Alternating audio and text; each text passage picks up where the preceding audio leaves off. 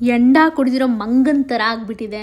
ನನಗೆ ಗೊತ್ತು ಯಾಕಂಗೆ ಅಂತ, ನಿಮಗೂ ಗೊತ್ತಾಗುತ್ತೆ ಈಗ ಯಾಕೆ ಅಂದರೆ ಇಂಟರ್ನಲ್ಸ್ ನಡೀತಾ ಇದೆ ಅಂತ ಅರ್ಥ ಅಲ್ಲಿಗೆ.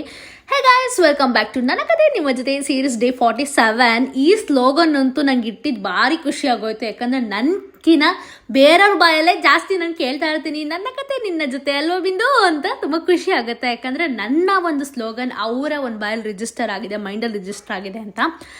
ಆ್ಯಂಡ್ ಇವತ್ತು ನನ್ನ ಫೇವ್ರೆಟ್ ಅಲ್ದಲೇ ಇದ್ದರೂ ಕಲಿಲೇಬೇಕಾದಂಥ ಪರಿಸ್ಥಿತಿಯಿಂದ ಕಲ್ತಿರೋಂತಹ ಅಕೌಂಟ್ ಸಬ್ಜೆಕ್ಟ್ ನನಗೆ ಇವತ್ತು ಇಂಟರ್ನಲ್ಸ್ ಇದ್ದಿದ್ದು ಒಂದು ದೊಡ್ಡ ಯುದ್ಧ. ಅದು ಬೆಳಗ್ಗೆ ಹುಣ್ಸೆಹಣ್ಣು ತಿಂತಾಯಿದ್ದೀನಿ.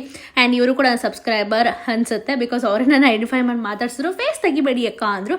ಸೊ ಅವ್ರ ಕೈಲಿ ಇಟ್ಕೊಂಡ್ರು ಬುಕ್ನ ತೆಗೆದು ತೋರಿಸ್ದೆ.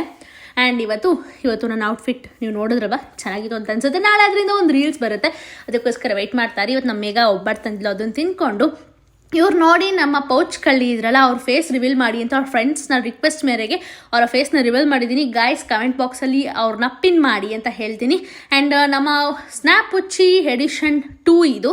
ಅವರು ಯಾರು ಅಂತ ನಮಗಾಗಲೇ ಗೊತ್ತಾಗಿರುತ್ತೆ. ಫೇಸ್ ಕ್ಲೋಸ್ ಮಾಡಿಕೊಂಡ್ರು. ಅದೆಲ್ಲ ಎಕ್ಸಾಮ್ಸ್ ಎಲ್ಲ ಇಂಟರ್ನಲ್ಸ್ ಎಲ್ಲ ಮುಗಿಸ್ಕೊಂಡು ನಾನು ಮನೆಗೆ ಬಂದೆ. ಮತ್ತೆ ನಾಳೆ ಸಿಗ್ತೀನಿ ಅಂತ ಹೇಳ್ತಾ ಅಲ್ಲಿವರೆಗೂ ಚಾಚಾ ಬಾಯ್ ಬಾಯ್, ಸಿ ಯು. ಹೀಗೆ ನನ್ನನ್ನು ನೋಡ್ತಾ ಇರಿ ಆ್ಯಂಡ್ ನನಗೋಸ್ಕರ ನಾಳೆವರೆಗೂ ವೆಯ್ಟ್ ಮಾಡ್ತಾ ಇರಿ.